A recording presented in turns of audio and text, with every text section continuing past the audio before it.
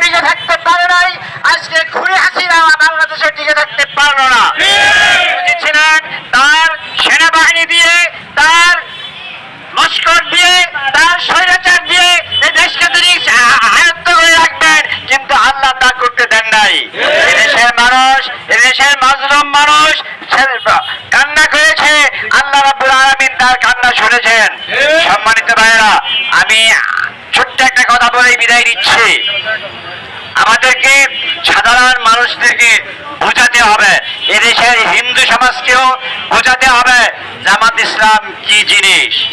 জামাত ইসলাম কখনো স্বৈরাচারী করে না, জামাত ইসলাম মানুষের সন্ত্রাসী করে না, জামাত ইসলাম মানুষের জন্য কল্যাণের কাজ করে।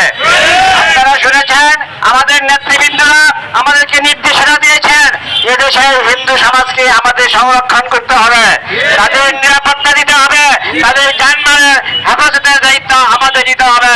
জামাত ইসলাম কি এটা বোঝানোর দায়িত্ব সকলের উপর রেখে আমি আমার কথা শেষ করছি।